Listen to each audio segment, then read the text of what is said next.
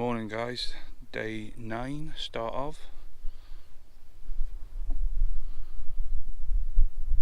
Kitting out the back of Tan Hill, camp there, £5, shower included and that, so that's not bad. So all I've got to do is take my tent down, head off out in that direction.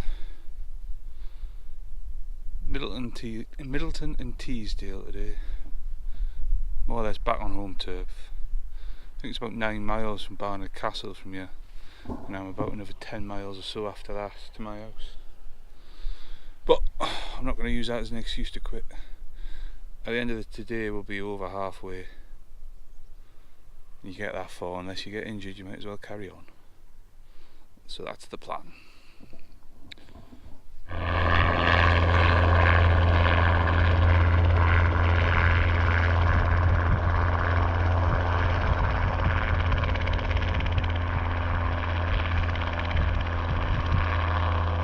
It's one way to drop in for a pint.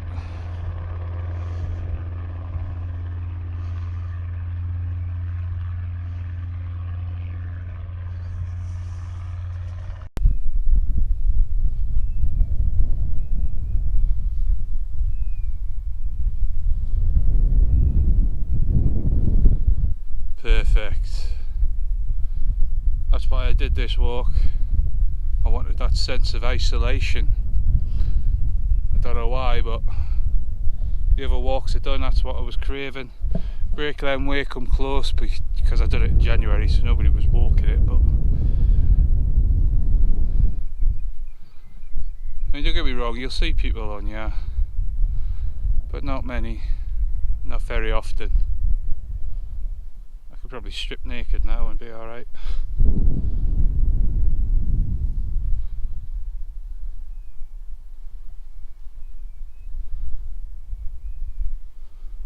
Right, we'll be heading off that way, onwards to Middleton and Teesdale. So if you ever walk on the Pennine Way and you get this far, that little hut, on the other side there's a door, and there's a little bit of the hut dedicated to shelter for walkers. I'll not bother showing you it, it's literally just a tiny bit of the gable end on the other side, and it's got about 5 plastic chairs in it. And that's it. But you know, if it's pissing it down, you need somewhere to get out the rave for a bit. I just want somewhere to stop for lunch out the wind. Perfect. I think the rest of it is some type of shooting lodge or something like that. The rest of the hut, I'm not sure what it's used for, but you can't get into the rest. Right.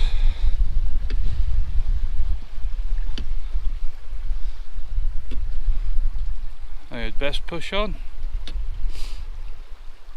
Baldersdale, where the way passes between 2 reservoirs and more significantly reaches the halfway mark.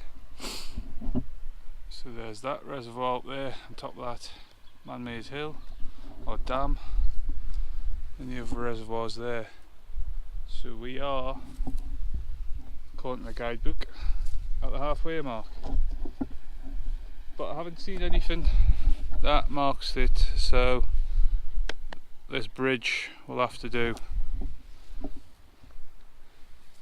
So this bridge will be known as the halfway point for me anyway, unless I see anything else that officially says it. So yeah, halfway of the Pennine Way. It's at 134 miles. That's the furthest I've ever walked by far. So, in one go. Like I say, the only thing going to stop me now is injury.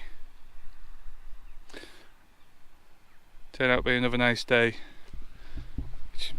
I'm going to sound like a right miserable git, but I don't like it when it's like this when I'm walking. I like it a bit grayer, a little bit of drizzle. I just don't like the heat. So I've been quite slow today because of it. It just slows me down. Yesterday I was quite rapid, and the day before. Got my final destination hose for what, 3 o'clock. Got my final destination yesterday for about 4:10, and it's 3 o'clock now, so Probably not going to get there between 5 and 6, I would imagine. Again, just purely because I'm just being slowed down. Like I say, I don't like the heat. Anyway, I'm going to stop whinging. Enjoy the scenery.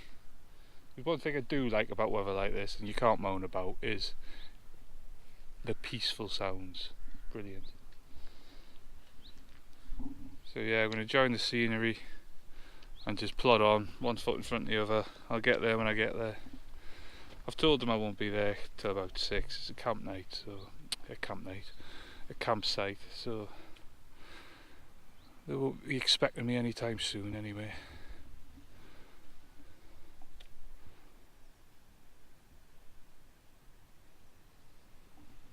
It's quite a peaceful little place, this. Let's have a picnic here, couldn't you? Right, I'll stop waffling.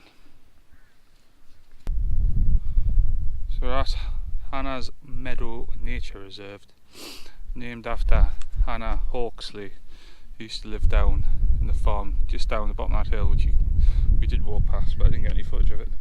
It's quite nice now, but that's where she used to live and run a farm, and was famously lived off about 25 quid a year. Ran a farm, no electricity, no running water. She lived there up until 1998. There's a picture of the woman there. There's a little bit of the story of this place and of her. She was the type of woman that, you know, in the winter when it got cold, she'd put a big coat on. Proper northern lass from Durham. Makes you proud.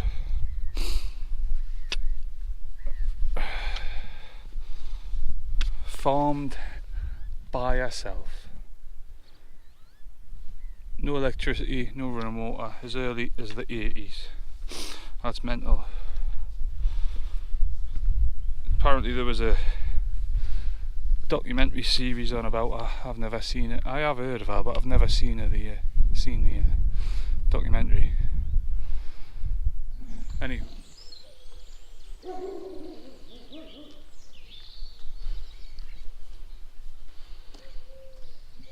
That's where I stayed last night, Daleview Caravan Park.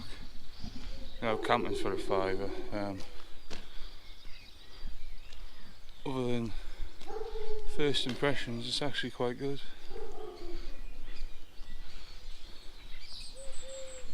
Beer's cheap, like I say, £5 for camping, shower, shitter. It's got a little laundry there, that was a bit expensive, like. Ended up paying £8.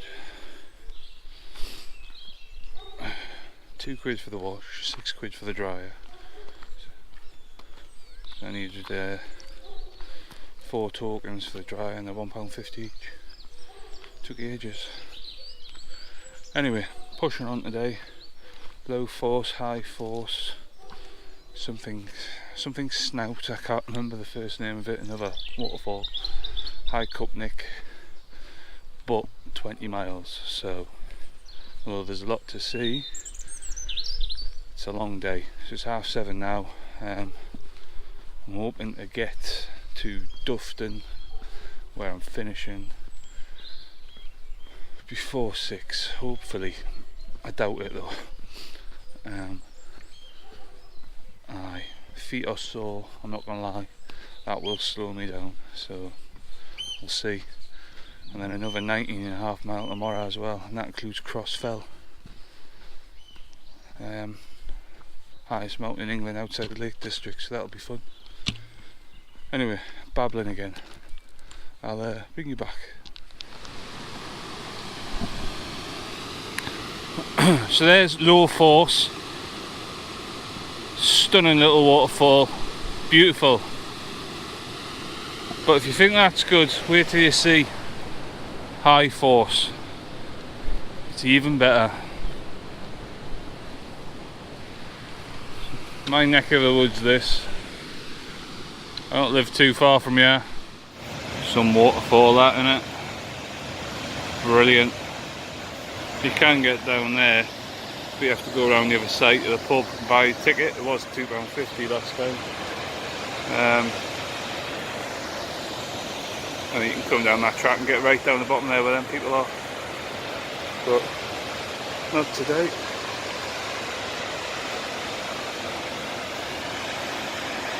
Stunning waterfall though, stunning.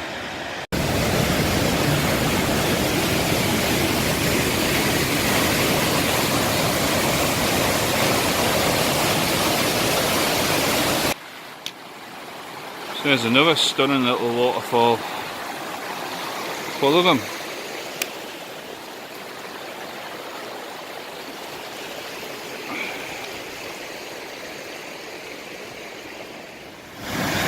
So that's Cauldron Snout, and I've got to climb up the side of there, get over the top and then over the other side. Should be good fun. Another stunning waterfall, beautiful. So that's the reservoir and the dam that feeds Cauldron Snout. So he comes down here, and we're at the top of it. And that's where it goes there. I just had to scramble up the side there. It's quite good fun actually. But the GoPro is dead.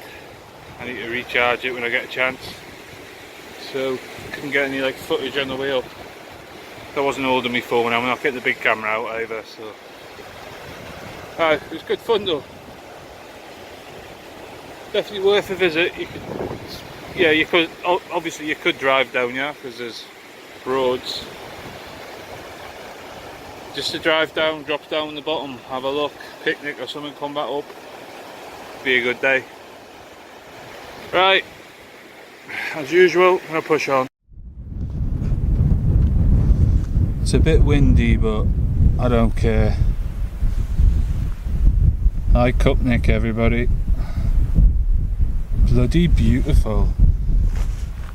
I know you can't see for miles and miles, it's a bit hazy, but I think that adds to it. Stunning, absolutely stunning. I've used that word a lot on this trip, but this is magnificent.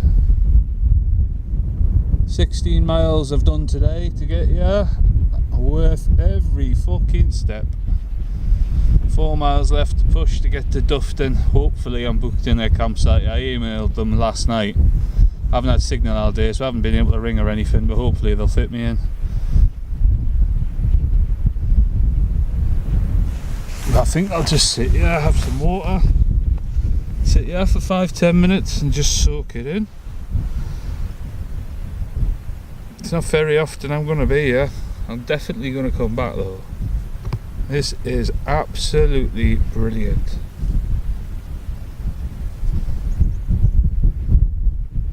I have to come back somehow with the missus, have a picnic. There's loads of places where having picnics like, isn't there?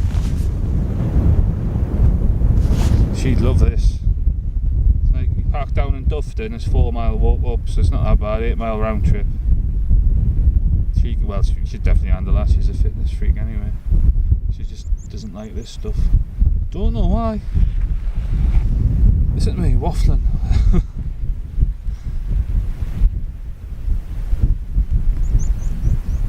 I can't get over it. It's absolutely fucking... It's just an outstanding natural beauty. I really can't get over it.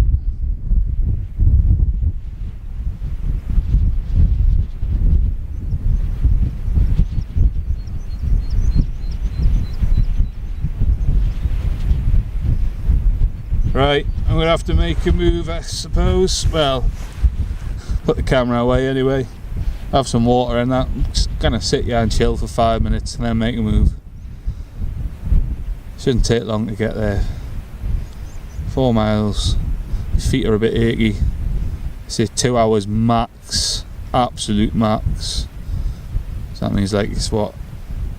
Mile every half hour. I won't go that slow, but at least I won't get there at 6 at the ferry latest, which I can live with. Tomorrow's a big day as well. We've got Crossfell, so I said I was going to stop waffling. I started again. Right, bring you back.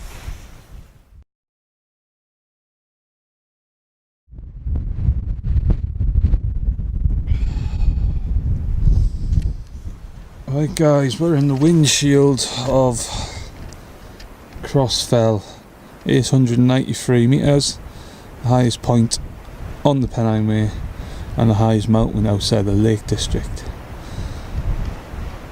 I thought that was always the cheeviest, but obviously not. Anyway, the visibility hasn't, well, it's going misty again now. It's been pretty misty all the way up. It cleared just then, but it hasn't been the best. It's getting better though, so should be alright for the way down.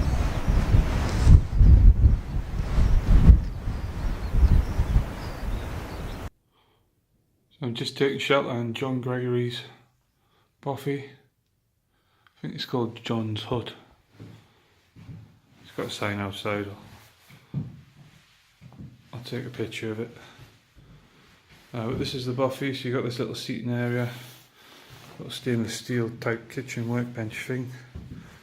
And if you go through here, this is your sleeping quarter. Don't know what's in them buckets under the bed, but obviously that's your sleeping platform. There's your fire. Another little kitchen area where people have left stuff, tea bags, stuff like that. Huge tea milk. Beer, one of left beer like, but lighters, matches, gas, stuff like that. Stuff you normally find in normal bothies. There's the book, I'll be signing that, just to say I've passed through on the Pennine Way. Right, a welcome little shelter, just for a little rest.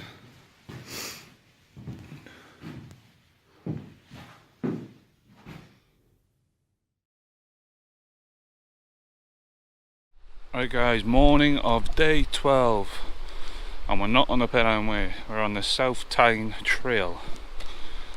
Pennine Way is over there, but it goes through farmers' fields, over stiles. It's not a linear line, whereas this is. So we'll follow this till Narsdale, I think, and then we'll get back on the Pennine Way, so a good few miles on here. Like I say, it parallels the Pennine Way anyway. Purists will be shaking their heads, but when you've got an easier option, I'm going to take it. Path of least resistance, especially as it's paralleling the Pennine Way all the way until where I come off anyway, so I'm not bothered. You see, it just cuts out stuff like that. They were a nightmare yesterday when I finished in Carrigill and then I had to walk to Alston. The amount of stiles I had to get over, ridiculous. Anyway, that's Alston station.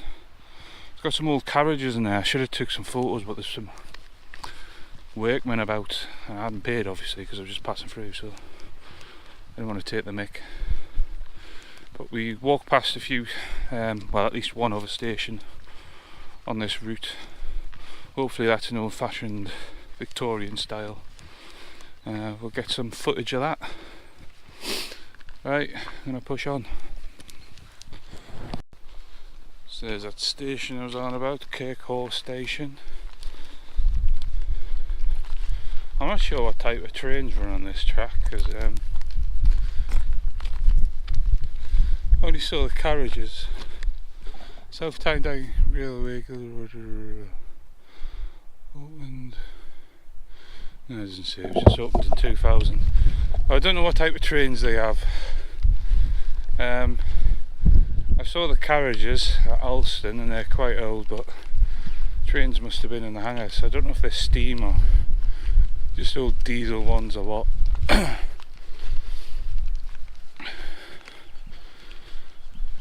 It's obviously not a modern railway. Bit of a weird place to have a station, to be fair. Unless you live in that house up there. What use is it? There's another station, Lindsley Halt. Again, middle of nowhere.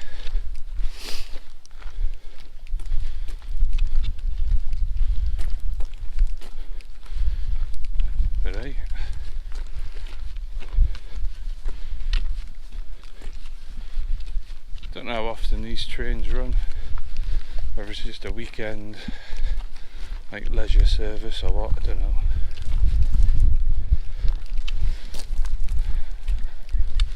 I never knew it existed. I might look into it. I quite like old-fashioned trains, to be fair.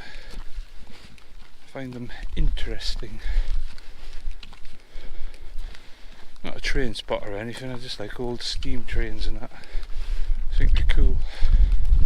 Do you ever go to Beamish? They've got one. I love Beamish as well. It's a living museum. So you've got like dentist surgery, working farms, pubs, bakeries, stuff like that, all through different eras. You've got 1940s, 1700s, 1800s, miners' pit, and the staff all work as if they were in that era. It's brilliant. So you can go in some of the old Victorian houses and there'll be a woman in there cooking old Victorian style food, dressed up as they would be in the era.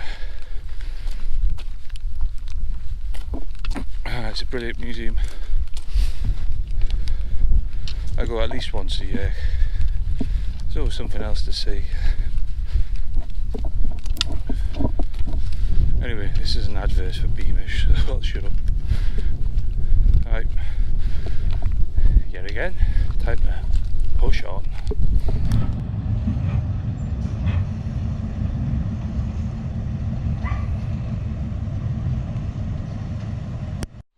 Right, so the railway line ends back there at Slaggyford, where we've just seen that train come in.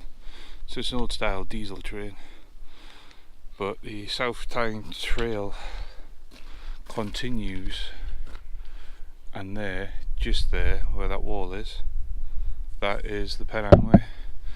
So like I say, they do pretty much coincide side by side. Anyway, I'm going to push on this till Knaresdale, and then I'll come off and get back on the Pennine Way. That lamb has literally just been born. I don't know if you can see the entrails hanging out the back of that sheep, but she's literally just popped her out, or him.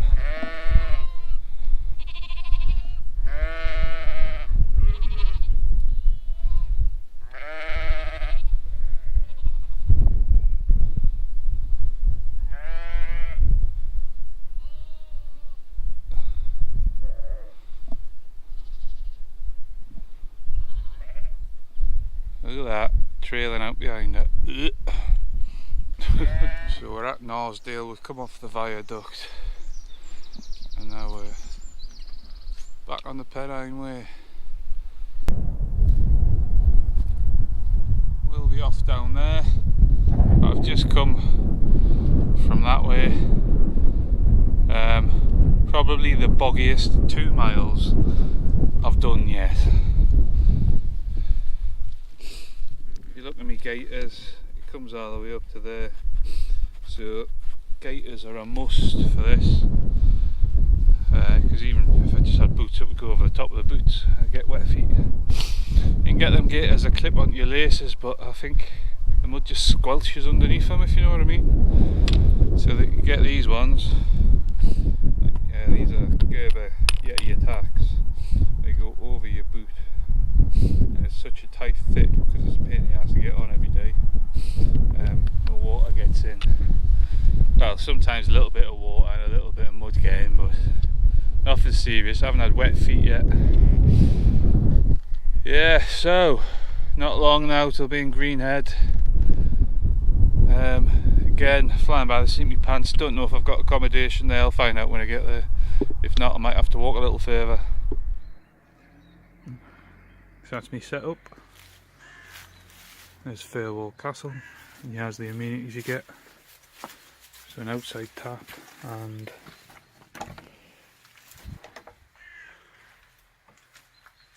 shower, sink, toilet. Actually really nice shower. You know, you got cobwebs and that everywhere, but other than that, it was really nice. Nice and warm. Can't grumble. £7. Right, I'm going to go have a look at Thirlwell Castle before it gets too dark. What's left of it, and then I'm going to go to the pub.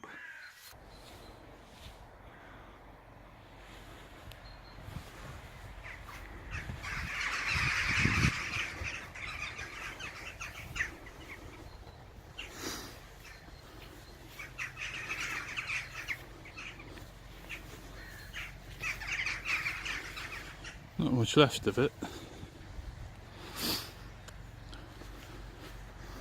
at all.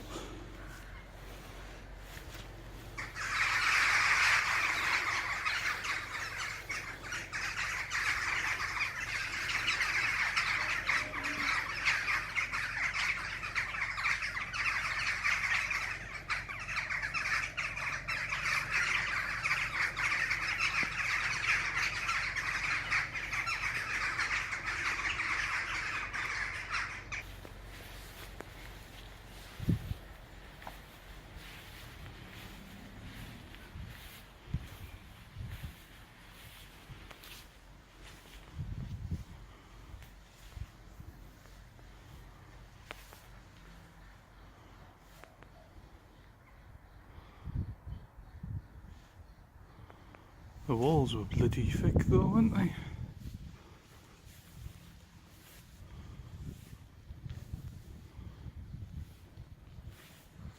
Not the biggest castle in the world. I never looked at this when I was on Hadrian's Wall, so I thought I might as well now. I've got a bit of time.